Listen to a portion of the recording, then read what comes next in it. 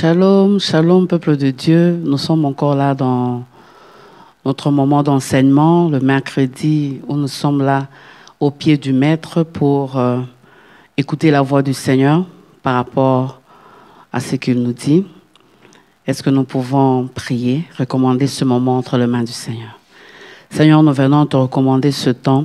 Nous prions, Éternel des armées, que tu nous guides par ton esprit, que tu nous parles et que tu nous fasses du bien. Ce moment est pour toi. Qui suis-je, simple instrument, sans le Saint-Esprit? Saint-Esprit, j'ai besoin de toi.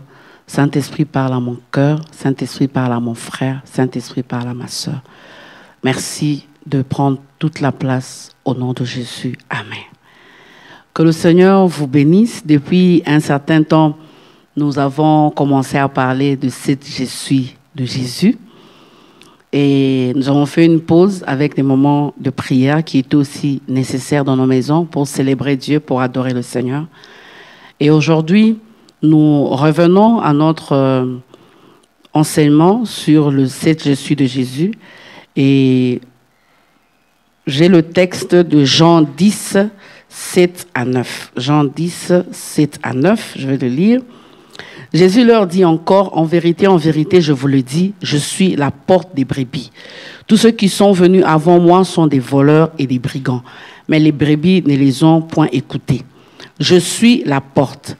Si quelqu'un entre par moi, il sera sauvé. Il entrera et il sortira et il trouvera des pâturages. Nous sommes donc là à la troisième affirmation de Jésus, de ce qu'il est. Et nous allons plus insister par rapport au verset 9 où il dit « Je suis la porte. Si quelqu'un entre par moi, il sera sauvé.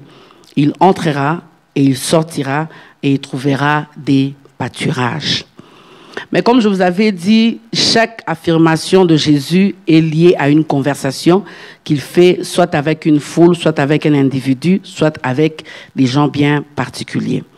Et pour mieux comprendre cette troisième affirmation de Jésus, essayons d'analyser la circonstance précédente, ce qui a précédé ce que Jésus a dit en parlant de « Je suis la porte ».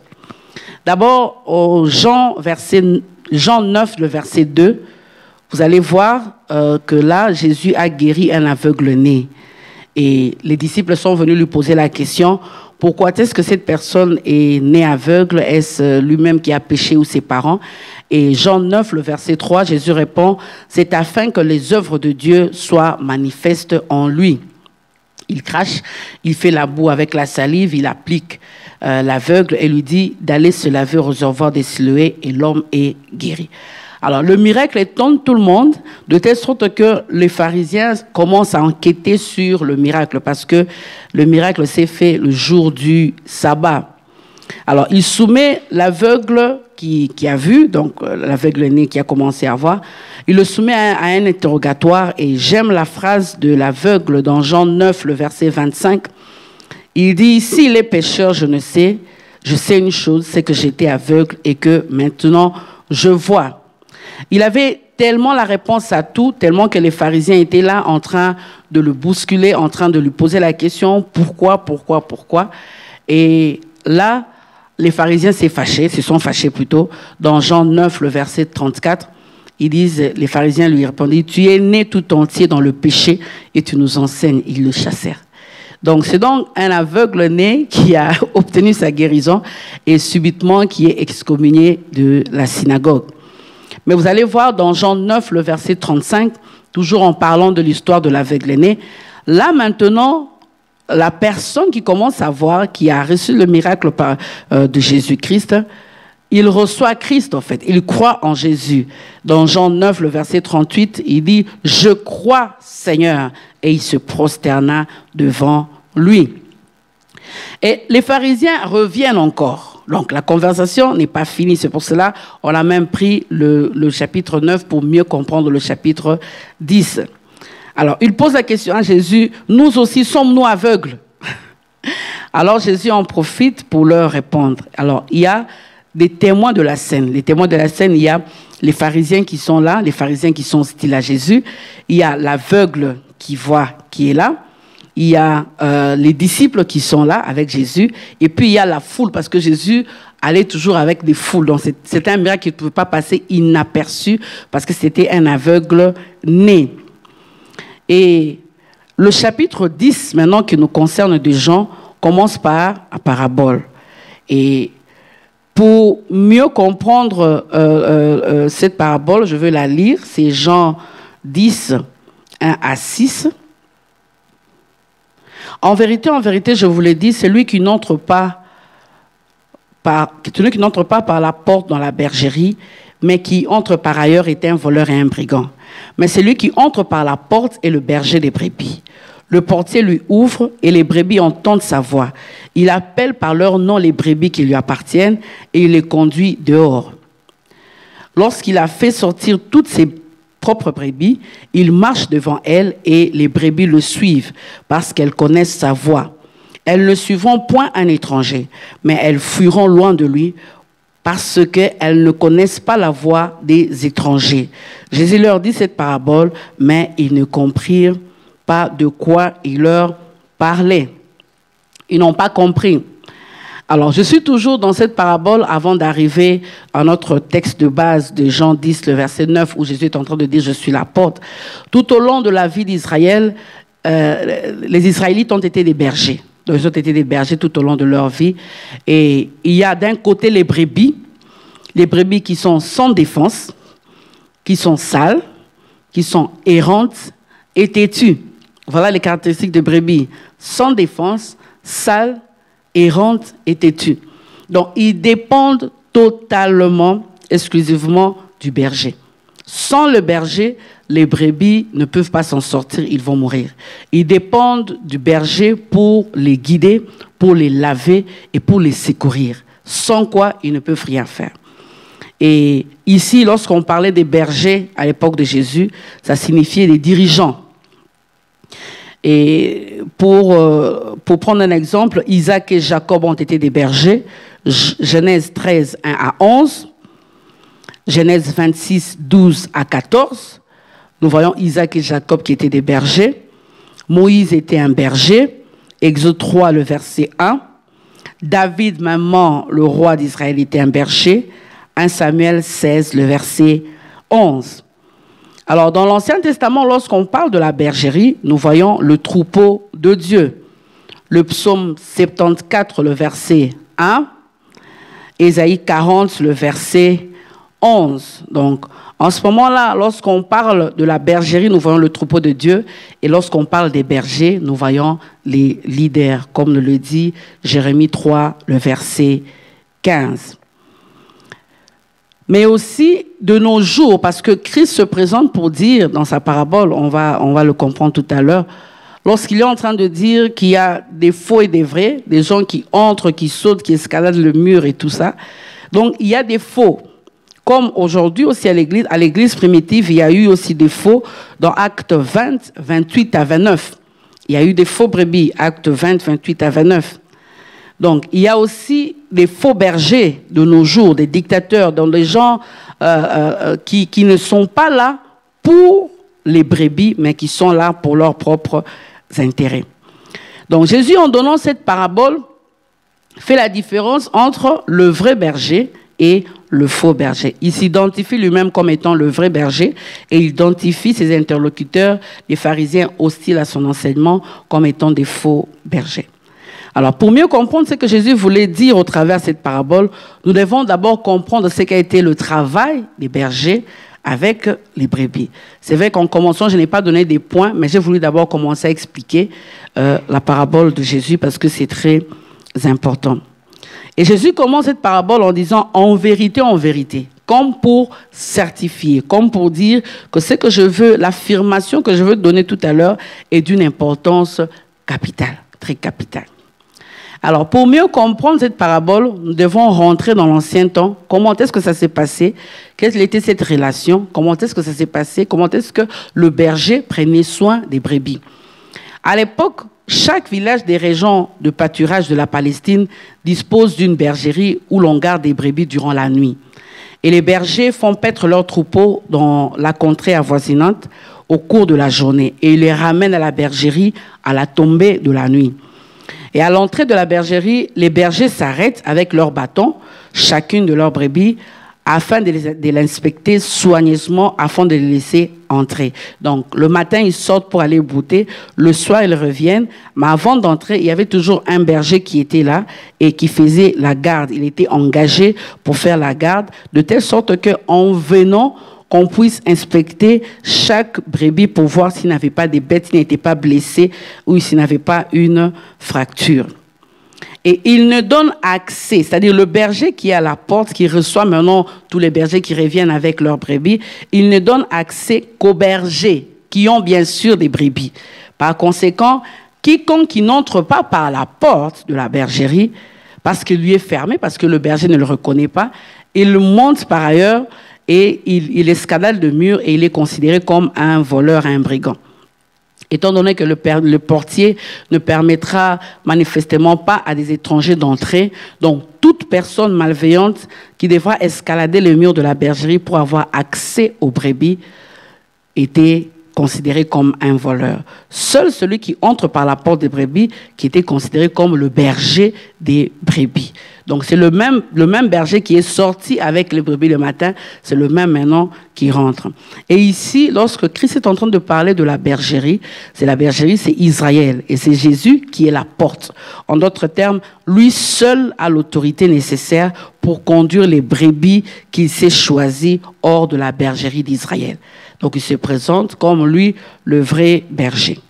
Alors il considère que les pharisiens hostiles, les chefs religieux, sont comme ces brigands qui ne sont pas reconnus par ce berger qui s'est mis à la porte pour reconnaître les différents bergers qui entrent et les considère comme étant des brigands parce qu'ils sont obligés d'escalader le mur pour entrer dans la bergerie. Et aujourd'hui aussi, l'Église d'aujourd'hui est considérée aussi comme une bergerie. Acte 20, verset 29, 2 Pierre 2, le verset 1. Mais déjà à l'Église primitive, Jésus a déjà parlé des faux prophètes qui devaient venir quand vous lisez Matthieu 7, le verset 15. C'est pourquoi, dans 1 Jean 4, le verset 1, Jean est en train de nous prévenir pour dire, bien-aimés, n'ajoutez pas foi à tout esprit, mais éprouvez les esprits pour savoir s'ils sont de Dieu, car plusieurs faux prophètes sont venus dans le monde. Et si nous rentrons maintenant dans notre texte, parce que là, j'étais en train de parler de la parabole de Jésus qu'il a donnée dans Jean 10, 1 à 6. Si nous rentrons maintenant dans notre texte, dans Jean 9, 34 à 41, là, vous allez voir que Jésus est en train de parler à l'aveugle né, mais en présence des pharisiens. Il dit, je suis venu dans ce monde pour un jugement, pour que ceux qui ne voient point voient, et que ceux qui voient deviennent aveugles. Les pharisiens sont choqués par ce que Jésus est en train de dire. Du reste, ils étaient toujours choqués parce qu'ils ne comprenaient pas ce que Jésus était en train de dire. Ici, Jésus parlait de l'aveuglement spirituel, parce que pour les pharisiens, ils estimaient 4 choses.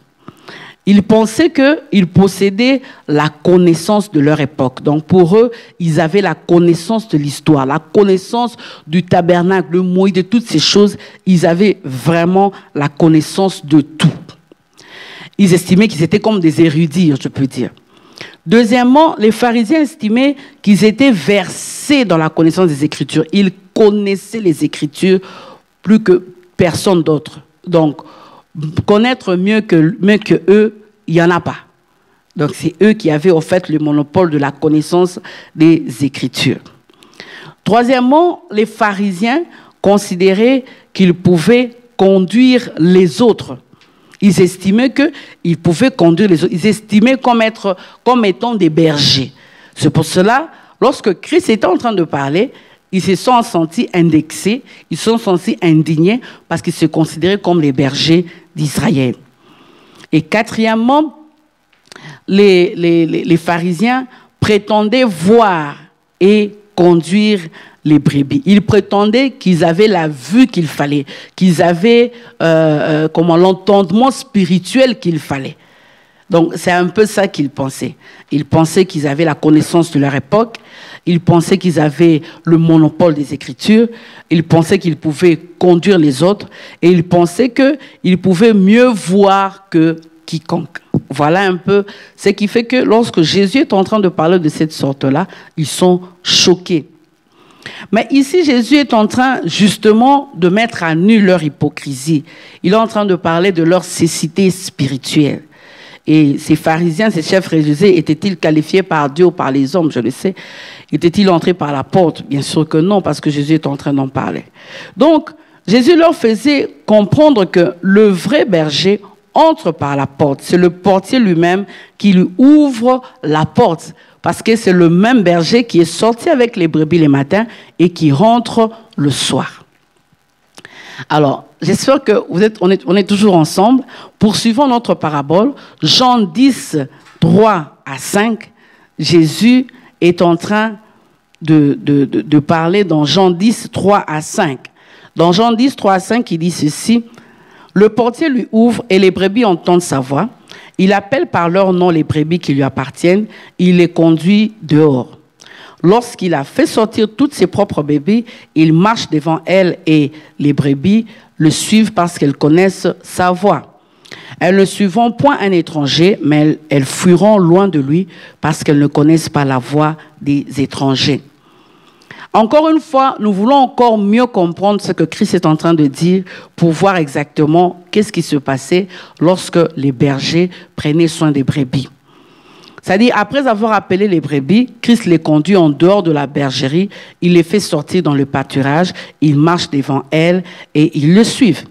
Et au Proche-Orient, le berger avait l'habitude de marcher devant le troupeau, à l'affût de tout danger potentiel, en veillant à ce que le sentier soit sûr et praticable. Il les conduit jusqu'au vert pâturage, dont il a déjà vérifié la sécurité avant d'amener les brebis broutées. Donc, lui-même, d'abord, en tant que berger, il sort, il regarde, il voit d'abord que le lieu est stable, le lieu est bon, il n'y a pas de danger. Et maintenant, il vient, il fait sortir les brebis. Et les brebis le suivent, c'est parce qu'ils connaissent sa voix. Il y a des tics, il y a des gestes, il y a des mots qu'il donne pour que les brebis puissent le reconnaître. Les vrais brebis reconnaissent la voix de leur propre berger et ils ne répondent pas à celle d'un autre. Donc, s'il y a un autre berger qui les appelle, même s'ils sont à 10, ils ne répondront qu'à la voix de leur berger. Et quelqu'un a dit, cette relation se développe par rapport à la manière dont le berger parle aux brebis. Il le parle d'une certaine manière. Et pour nous, le psaume 95, le verset 7, la Bible dit « Nous sommes le peuple de son pâturage, le troupeau que sa main conduit. » Donc, les brebis ne connaissent que la voix de leur propre berger. Même s'il y avait plusieurs bergers en Israël, mais chaque brebis était attachée à la voix de son berger. Ils connaissent sa voix, ils connaissent sa tonalité, et si un autre berger que leur berger les appelle, il ne répondra pas à l'étranger, même s'il emploie les mêmes mots, parce que c'est au-delà des mots, cette relation des bergers avec les brebis. La relation des bergers avec les brebis va au-delà des mots. C'est comme un feeling, comme on dit, c'est comme un accent familier que le berger a avec ses propres brebis. C'est pour cela que Christ est en train de dire ici que lorsque les brebis appellent, ils ne vont que vers le berger avec qui ils sont familiers. Et les vrais croyants n'abandonnent pas le bon berger qui est Christ pour suivre des faux prophètes parce qu'ils sont habitués au bon berger et au vrai berger. Alors, bien que Christ a parlé de toutes ces choses dans cette parabole, le verset 6, la Bible dit « Ils ne comprirent pas de quoi il leur parlait ». C'était une parabole, c'était clair, c'était imagé, mais c'était symbolique. Jésus était en train de leur parler d'une manière symbolique. Et les chefs religieux, ils croient fermement qu'en tant que postérité d'Israël, ils font partie du troupeau de Dieu. Et que la vérité que Jésus était en train de dire, pour eux, c'était erroné. Ça n'avait rien à voir avec ce qu'eux, ils pensaient. Alors, nous sommes donc dans notre texte maintenant, Jean 10, 7 à 8. Dans Jean 10, 7 à 8, Jésus vient, il répète encore la même affirmation. En vérité, je vous l'ai dit, je suis la porte de brebis. Tous ceux qui sont venus avant moi sont des voleurs et des brigands. Mais les brebis ne les ont point écoutés. Alors, toujours pour mieux comprendre le travail du brebis avec les bergers, il arrive à une époque que les bergers dorment à l'entrée de la bergerie afin de veiller sur les brebis. Donc, ils dorment là, ils veillent sur les brebis pour s'assurer que le loup n'entre pas. Personne ne peut donc y entrer ou pénétrer sans passer par lui. Donc, c'est quelqu'un qui reste éveillé, qui est là. Personne ne peut traverser sans passer par lui. Et ici, Jésus se présente comme la porte des brebis. Donc, c'est lui par qui les brebis doivent passer, accéder pour entrer dans la bergerie, parce que c'est lui comme étant la porte des brebis, le berger des brebis, c'est-à-dire celui qui est juste à la porte là, à la porte des brebis. Il assure la sécurité de la bergerie. Il assure la sécurité de la bergerie. Alors, la bergerie représente Israël. Israël séparé des autres peuples et porté en dehors de nations païennes. Dieu leur avait donné sa loi, son amour, sa paternité et d'autres privilèges sur le plan spirituel et sur le plan matériel. Mais la corruption est entrée et ils ont abandonné la loi de Dieu et ils se sont tournés vers l'idolâtrie, donc vers le péché. Et quand Christ vient sur la terre, il y a plusieurs formes de religion de Moïse depuis le retour de la captivité babylonienne. Maintenant là, il y a plusieurs religions parce que le peuple s'est détourné de Dieu. Et on observe une opposition violente à Jésus et à ses enseignements.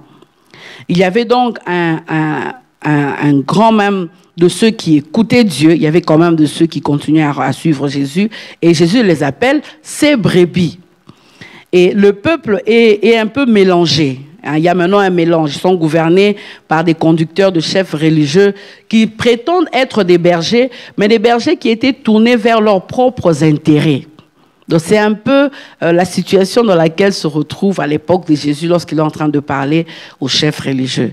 Et vous pouvez mieux lire Ézéchiel 34, 1 à 10.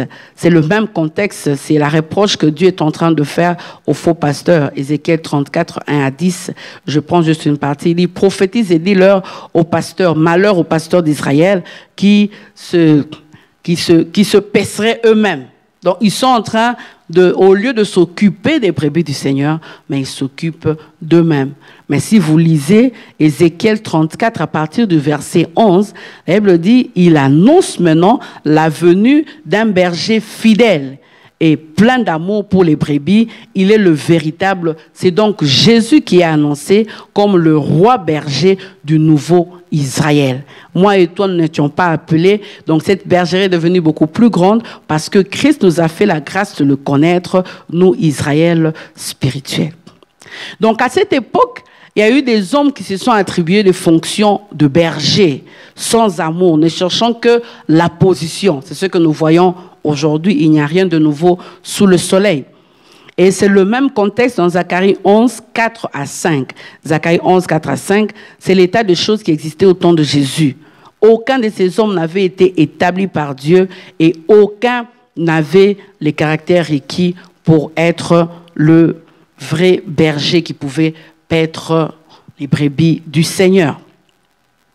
Alors, voilà un peu le contexte dans lequel, c'est pour cela, Christ est en train de parler des brebis, Christ est en train de parler de la bergerie. Donc, les Israélites comprennent mieux parce qu'il est vraiment dans le contexte, il est vraiment dans leur travail, il est vraiment dans ce qu'ils étaient en train de faire tous les jours. Et maintenant, dans notre texte que nous avons lu dans Jean 10, le verset 9, Jean 10, le verset 9, il dit « Je suis la porte ». Il vient se présenter comme la porte. Après avoir expliqué le vrai berger, après avoir expliqué les brigands, après avoir expliqué toutes ces choses qui étaient si importantes pour que nous puissions comprendre, c'est maintenant qu'il dit « Je suis la porte. Si quelqu'un entre par moi, il sera sauvé. Il entrera et il sortira. Il trouvera des pâturages. » Alors ici, c'est comme si je vais vers la conclusion. Lorsque Jésus se présente comme la porte, donc il veut dire 6 choses. Lorsqu'il se présente comme la porte. C'est donc ici notre sujet, je pourrais dire, c'est donc ici que commence notre enseignement, mais nous avons quand même voulu avoir une très longue introduction pour que nous puissions comprendre ensemble quelle a été la relation entre berger et brebis. Et lorsque Jésus dit « Je suis la porte », premièrement, qu'est-ce qu'il veut dire? Il veut dire « Je suis le chemin qui amène à Dieu », le chemin qui mène les hommes vers Dieu. On va le voir, une autre affirmation, Jean 14, 6, il dit « Je suis le chemin, la vérité et la vie. Nul ne vient au Père que par moi. » Deuxième chose, cela veut dire, lorsque Jésus dit « Je suis la porte », il veut dire qu'il est la véritable source de la connaissance du salut. Véritable source de la connaissance du salut. Hébreux 7, le verset 25. La Bible dit, il peut sauver parfaitement ceux qui s'approchent de Dieu par lui. Premièrement, il est le chemin qui mène les hommes à Dieu. Deuxièmement, il est la véritable source de la connaissance du salut. Troisièmement, Jésus veut dire qu'il est le fondement de la sécurité spirituelle. C'est lui le fondement de la sécurité spirituelle. Tu ne peux pas te sentir en sécurité sans lui. De la même manière que les brebis ne peuvent pas se sentir en sécurité sans le berger, de la même manière, nous, en tant que ses enfants, nous ne pouvons pas nous sentir en sécurité sans Christ. Donc, il est le fondement de la sécurité spirituelle. Quatrième chose que Jésus veut dire, c'est qu'il est la réconciliation avec Dieu. La réconciliation avec Dieu. Je suis la porte, veut dire la réconciliation avec Dieu. 2 Corinthiens 5, le verset 18. La Bible dit, il nous a réconciliés avec lui par Christ. Réconciliés avec lui par Christ. Vous pouvez aussi lire Colossiens 1, le verset 21, qui parle toujours de la réconciliation.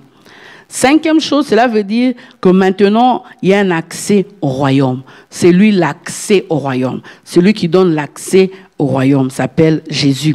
Éphésiens 2, le verset 18. La Bible dit, car par lui nous avons les uns et les autres accès auprès du Père. Sixième chose, cela veut dire qu'il est le passage obligé. Acte 4, 12. Il n'y a de salut en aucun autre nom.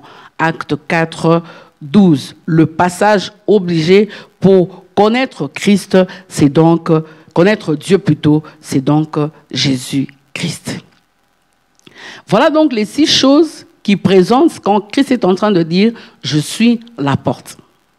Alors, pour mieux comprendre lorsque Christ est en train de dire « Je suis la porte », nous voulons encore faire cette similitude avec le tabernacle, comme nous avons fait avec le pain de vie, pour mieux comprendre.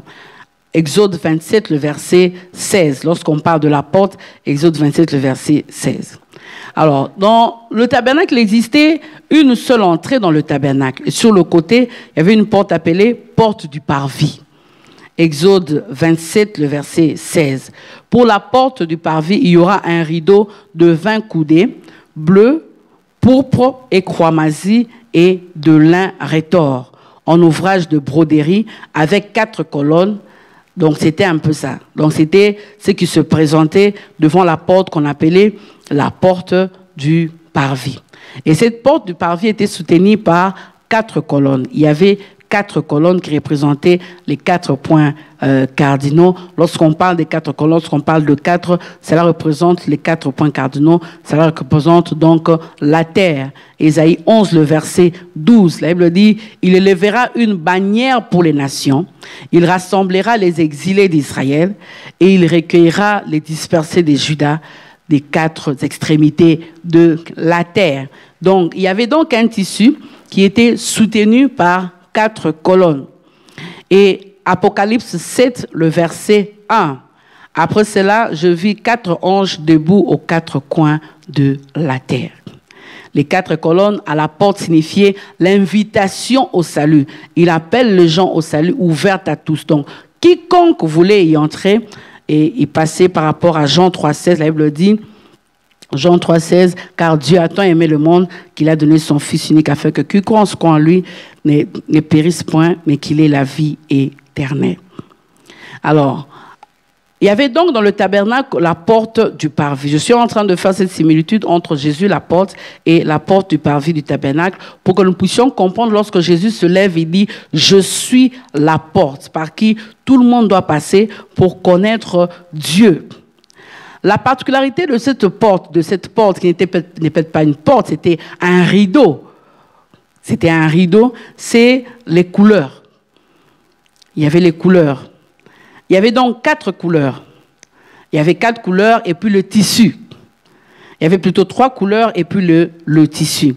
Il y avait le bleu, il y avait le pourpre, il y avait le cramoisi. Et c'était un rideau de fin lin brodé. Un rideau qui n'avait pas de couture, qui ne devait pas avoir de couture, soutenu par 4 colonnes. Alors, le lin que Dieu plutôt avait demandé qu'on puisse mettre devant le tabernacle symbolisait la justice.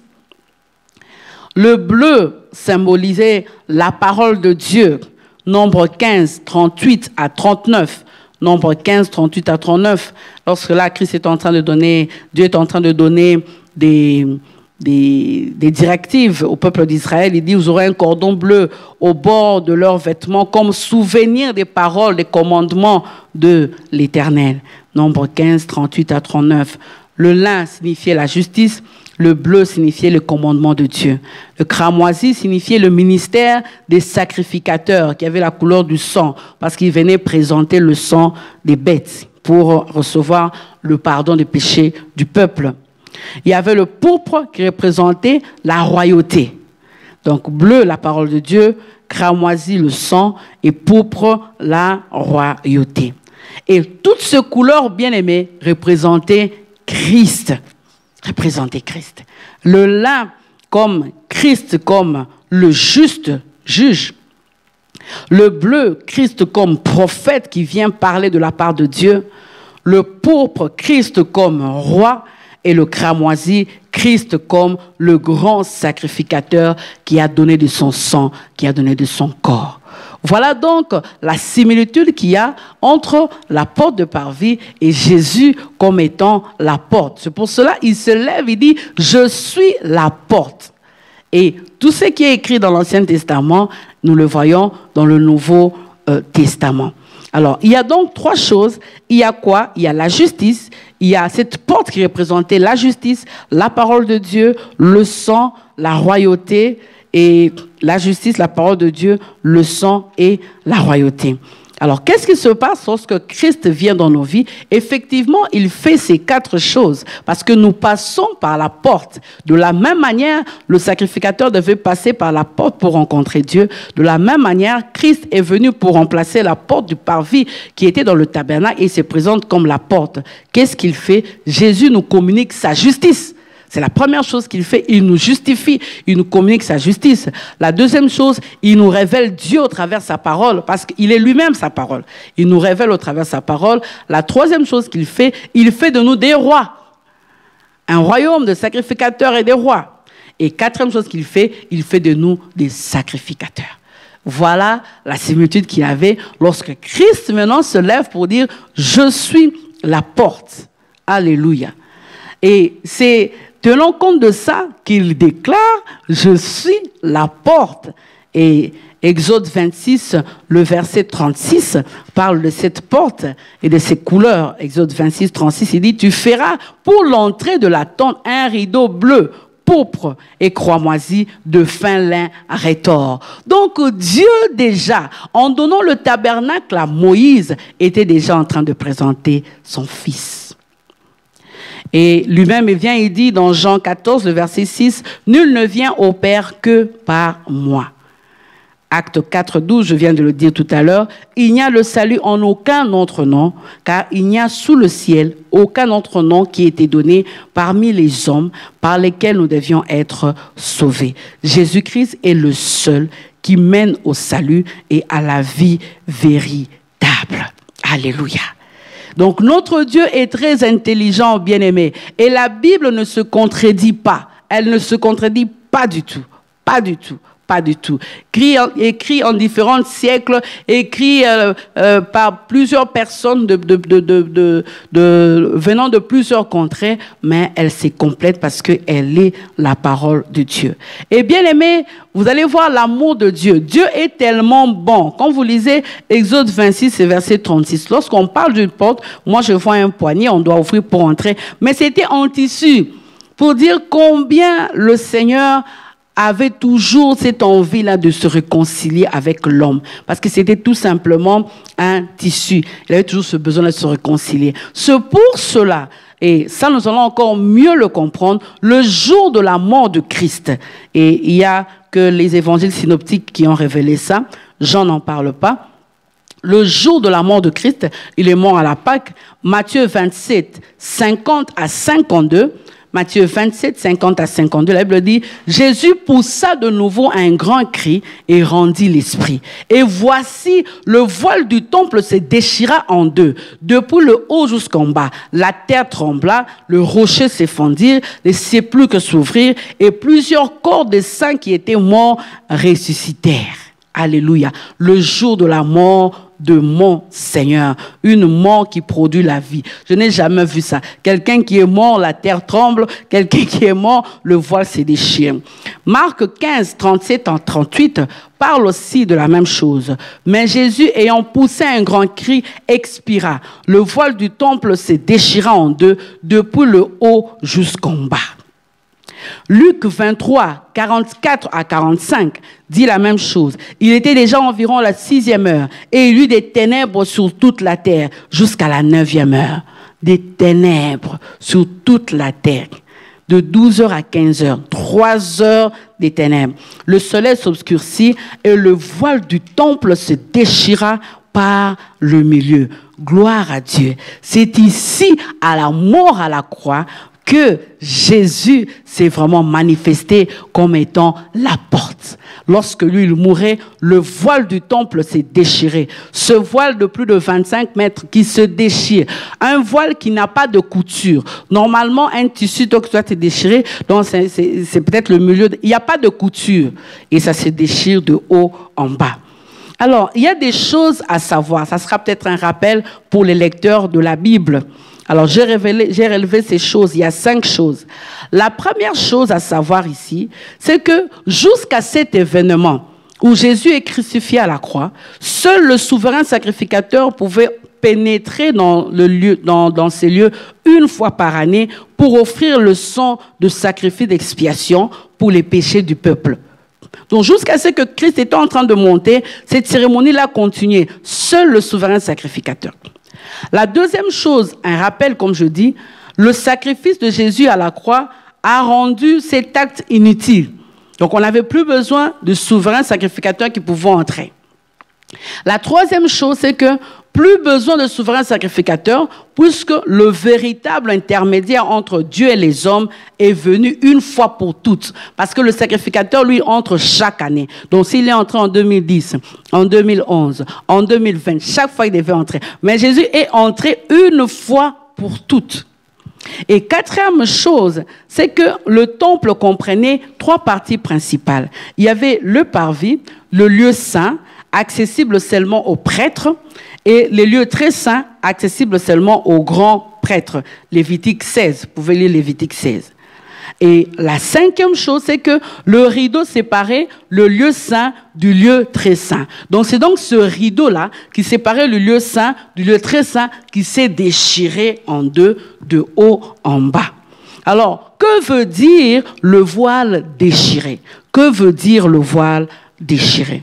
Premièrement, le voile déchiré veut dire que Jésus est venu mettre un terme entre la séparation de l'homme avec Dieu. Il est venu mettre un terme. Il n'y avait plus de séparation. Donc, il n'avait plus besoin du grand prêtre qui devait aller dans le lieu très saint. Le voile étant déchiré, donc maintenant, il a tracé la route pour que nous puissions rencontrer Dieu. Et là, vous pouvez lire Hébreux 9, 1 à 14. Hébreux 9, 1 à 14. Vous pouvez aussi lire Hébreux 10, 19 à 22. Hébreux 10, 19 à 22. C'est-à-dire quoi? C'est-à-dire tous les hommes peuvent accéder à Dieu grâce au sacrifice suprême. C'est pour cela, bien-aimé, tu n'as pas droit à rester dans la maladie, tu n'as pas droit à rester dans ces choses, tu n'as pas droit à rester dans des choses tout le temps qui te rongent parce que il y a eu un grand sacrifice à la croix qui nous a ouvert la voie vers Dieu.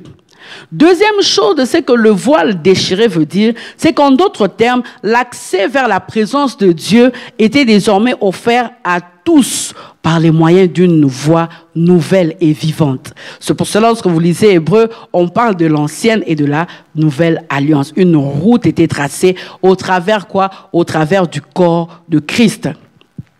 Troisième chose, c'est que veut dire le voile déchiré, c'est que le salut est ouvert à tous. Le salut est maintenant ouvert à tous. Alléluia. Quatrième chose qui signifie le voile déchiré, c'est signe de victoire et de communion entre l'homme et Dieu. Parce que l'intimité est restaurée, signe de victoire et de communion entre l'homme et Dieu. Cinquième chose, c'est que les hommes de toutes les langues, de toute race, peuvent venir vers le Créateur sur base du sang versé par Jésus à la croix. Donc maintenant, tu peux réclamer le sang parce que on n'a plus besoin de ce tabernacle tout le temps qu'on déplaçait. On n'a plus besoin de ces choses parce que Christ lui-même a déjà tracé la route. Et les hommes de toute langue, de toute race peuvent venir vers le Créateur au travers du sang de Jésus. Sixième chose, ce que signifie le voile déchiré, l'expiation est complète. Donc c'est complet. C'est pour cela que Christ dit, tout est accompli. Il n'y a pas autre chose à faire. Tout est accompli. Et septième chose de ce que cela veut dire, c'est que la nouvelle alliance est ratifiée. Maintenant, nous sommes en train d'entrer à la nouvelle alliance. Juste après les ténèbres, comme Matthieu 27, 51, vous allez voir que là, on dit qu'il y a eu d'abord les ténèbres. Juste après les ténèbres ont donné place à la lumière.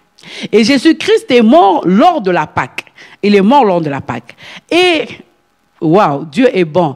Il est mort lors de la Pâque. Et puis, qu'est-ce qui s'est passé? C'est juste à la croix. Jésus-Christ est mort au moment où les sacrificateurs achèvent d'immoler les agneaux de la Pâque. Ils sont en train d'immoler les agneaux de la Pâque. Il s'étonne d'entendre un grand bruit de déchirement venant de l'intérieur du lieu saint. Cette déchirure s'est faite de haut en bas. Cela indique que c'est une action, c'est une œuvre divine. Ce n'est pas un homme qui a touché, mais de haut en bas. Donc c'est une œuvre divine. C'est Dieu lui-même qui a ouvert la porte. C'est Dieu lui-même qui a déchiré. Je suis en train de m'imaginer des gens seuls en train de sacrifier, en train d'immoler, en train de faire la Pâque, et subitement ils entendent pouah, quelque chose qui se déchire. Ça, c'est le miracle de la croix. Et c'est ce qui, maintenant, on appelle Jésus le grand souverain sacrificateur dans Hébreux parce qu'il a ouvert la porte. C'est ici, bien-aimés, que nous pouvons mieux comprendre lorsqu'il dit « Je suis la porte ». C'est ici qu'il est en train de dire « Je suis la porte » à la croix. Et il a accompli, en fait, ce qu'il avait dit. La dernière chose que j'aimerais relever, c'est toujours dans notre texte de Jean 10, le verset 9. Lorsqu'il dit « Je suis la porte », la deuxième chose, il dit « Quelqu'un entre par moi. Si quelqu'un entre par moi, il sera sauvé. Il entrera, il sortira, il trouvera des pâturages. » Il entrera, il sortira, il trouvera des pâturages. Premièrement, entrer par Christ, c'est le recevoir comme Seigneur et Sauveur. C'est réconcilier avec Dieu. Deuxièmement, il sera sauvé, c'est-à-dire il obtiendra le salut et le salut éternel. Donc, le salut du fait que le voile se déchire de haut en bas, le salut est l'œuvre de Dieu. C'est pour ça que la Bible dit, on est sauvé par grâce, ce n'est pas par nos propres moyens. Donc, si le rideau était déchiré de bas en haut, on dirait qu'il y a quelqu'un peut-être qui est venu, qui a mis des ciseaux, qui a coupé. Mais quelqu'un ne peut pas couper un grand rideau de plus de 25 mètres, quelqu'un qui le coupe. Comment est-ce qu'il a coupé? C'est Dieu déjà là-bas qui a déchiré le voile. Et troisièmement, la Bible dit, il entrera, il sortira. C'est une expression hébraïque qui veut tout simplement signifier qu'il y a le libre usage. Il peut sortir, il peut rentrer à volonté. Il doit se sentir chez lui. Lorsque nous venons vers le Seigneur, c'est avec toute liberté et on se sent chez soi. Pour ça, vous allez voir quelqu'un qui dit, avant de connaître Christ, je vivais dans l'inquiétude, je vivais dans des... Mais depuis que j'ai reçu Christ, je me sens bien. On dirait qu'on m'a libéré d'un poids. Donc c'est quelqu'un, c'est une expression pour dire quelqu'un qui est à l'aise en fait. Ce n'est pas quelqu'un qui sort, qui fait ce qu'il veut et puis il revient. Non, c'est une expression en fait pour dire que avec le Seigneur, on se sent à l'aise. Et quatrième chose, c'est donc la dernière chose, il dit, il trouvera des pâturages. Il trouvera ce qu'il faut. Pâturage ici, c'est nourriture. Pâturage ici, c'est le nécessaire pour la véritable vie. Et j'aime la parole qui dit, nous avons tout pleinement en Christ. L'action du Seigneur, la croix, Golgotha a été complète. Il n'y a pas d'autre chose à ajouter par rapport à la croix. Tout a été parfait, tout a été complet. Et il nous donne le nécessaire. Et en plus d'être le pâturage, un lieu de nourriture, c'est aussi un lieu de repos. C'est pour cela qu'il dit dans le psaume 23, il me conduit vers des verts pâturages. Il me fait reposer plutôt vers des verts pâturage. Il me fait reposer vers des verts pâturages. Parce que lorsque le berger amène les brebis dans le pâturage, après qu'ils aient mangé, après qu'ils se soient rassasiés, il les laisse là, savourer un peu ce qu'ils viennent de manger, digérer. C'est après quoi qu'il les ramène. Donc, comme pour dire que la personne qui entre par la porte qui est Christ, il reçoit la vie éternelle et il reçoit le salut éternel. Le Seigneur lui donne cette jouissance du salut. Le Seigneur lui donne cette paix qu'il n'avait pas avant. Et la dernière chose, Dieu lui donne ce dont il a besoin. Et pour nous, enfants de Dieu, notre nourriture, c'est la parole de Dieu. La parole de Dieu qui fait quoi? Qui nous donne le repos, qui nous donne la paix, qui nous assure la paix, qui nous assure la stabilité. Voilà donc, bien-aimés, ce que le Seigneur nous avait mis à cœur de partager avec vous par rapport à ce passage de Jean 10, le verset 9. Nous avons peut-être parlé de toutes ces choses parce que nous avons pensé que c'était nécessaire pour que nous puissions comprendre lorsque Christ était en train de parler aux pharisiens. Alors, en terminant, en ce jour, je n'ai qu'un appel, c'est un appel au salut. Pour dire, toi qui es encore loin de Dieu, sache qu'il est mort à la croix pour toi.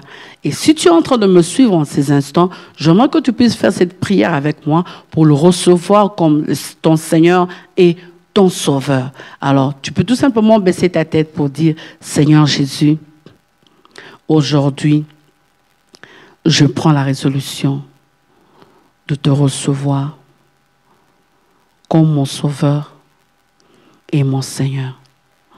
Prends ma vie, dirige ma vie. Pardonne mes fautes, pardonne mes iniquités. Lave-moi par ton sang et conduis-moi par ton esprit. Au nom de Jésus, Amen. À toi qui es chrétien comme moi, j'aimerais que tu puisses savoir qu'il y a eu un travail qui a été fait à la croix. Et ce travail-là est parfait. Que personne ne vienne te dire, à côté de ça, j'ai quelque chose à te donner pour te protéger. Bien aimé, il n'y en a pas. Le fondement de la sécurité, c'est Jésus. Que quelqu'un ne vienne pas te dire, tu vois, à côté de ça, tu travailles, c'est bien, mais tu as quand même besoin de quelques protections. C'est Dieu qui nous protège. C'est lui qui nous assure toutes choses. Que ton cœur soit en paix. S'il y a des choses que tu veux réclamer de la part de Dieu, bien aimé, si tu l'as déjà reçu comme Seigneur et Sauveur, rentre comme un brebis qui vient vers les pâturages pour recevoir la nourriture et le repos. Dis, Seigneur, j'ai besoin de toi. Donne-moi la paix, donne-moi la sérénité, donne-moi la joie. J'en ai tellement besoin. Bien-aimé, il n'y a pas une chose qui dépasse la paix. La paix qui surpasse toute intelligence ne vient que de Dieu et de Dieu seul. Tu peux prier avec moi et faire cette prière. Seigneur, merci pour la croix. Merci pour ce que tu as fait pour moi. Merci parce que le voile s'est déchiré. Seigneur, l'autre jour, j'étais en train de prier. J'ai dit, Seigneur, tu ne peux pas faire ce sacrifice en vain pour que moi, je demeure encore dans le péché. Non. Ce grand sacrifice, tu ne peux pas le faire en vain pour que moi je demeure encore dans la misère. Non. Ce grand sacrifice ne peut pas le faire en vain pour que je demeure encore dans la maladie. Seigneur, viens, aide-moi. Aide-moi, Éternel des armées, j'ai besoin de toi. Merci parce que tu es mon bon berger, tu es mon berger et je ne manquerai de rien. Oui, Seigneur, je prie aussi pour tous tes enfants dans le monde, Seigneur, pour tous tes enfants dans cette ville, pour tous tes enfants, Seigneur, dans ce pays, alors que la situation est assez critique. Sois le bon berger, sois le vrai berger qui nous conduit et nous te faisons confiance parce que nous savons que tu ne nous abandonneras pas.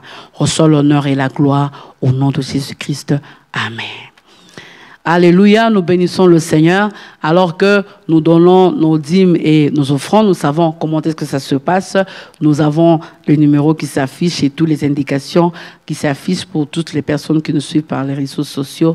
Que le Seigneur te bénisse, que le Seigneur te fasse encore beaucoup plus de bien. Nous nous retrouvons encore pour notre programme de prière et que le Seigneur soit avec vous. Et le dimanche, nous savons que nous sommes là de 8h à 10h.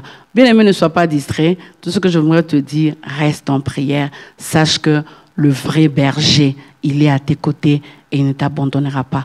Que Dieu vous bénisse.